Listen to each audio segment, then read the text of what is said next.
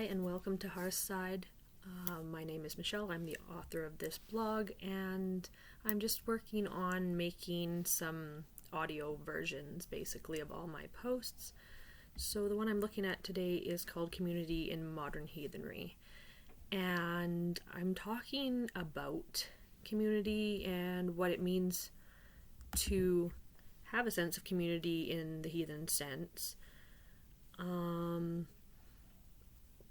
But I'm also talking about sort of a sadness where there's almost like a separation that wouldn't have occurred in elder heathen times between our tribal community and just the way that our world is set up. It's not set up for that mode of tribe really to function the way it historically would have.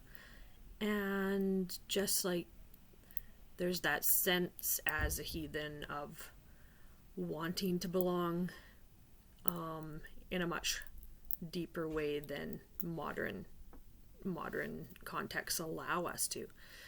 So I was saying community is a big deal in heathenry and vital to heathen worldview. And the Western mindset in modern times is to think about yourself first and to have that distinct individuality that historically wouldn't have been true, and also in other parts of the world still isn't true.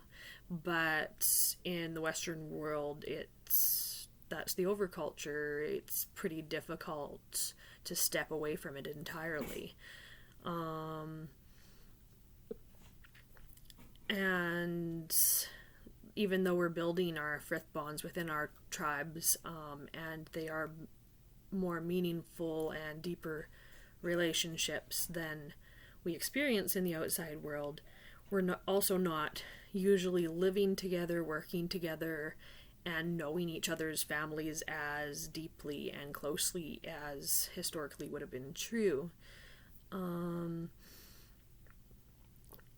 I feel like in our tribe, for sure, we're not all living super close together. Some tribes obviously would live a little bit closer together than mine.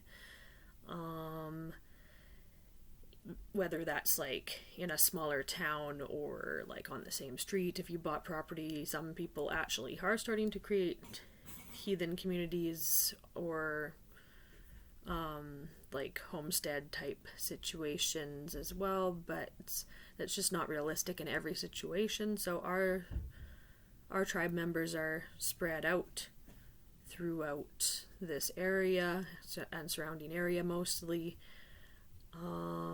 But we all have separate jobs and are separate extended with families and friends that, like, quite often we don't even know those people for other tribe members, and we don't see our tribe members in those roles in what they do in their work. We don't see that happening.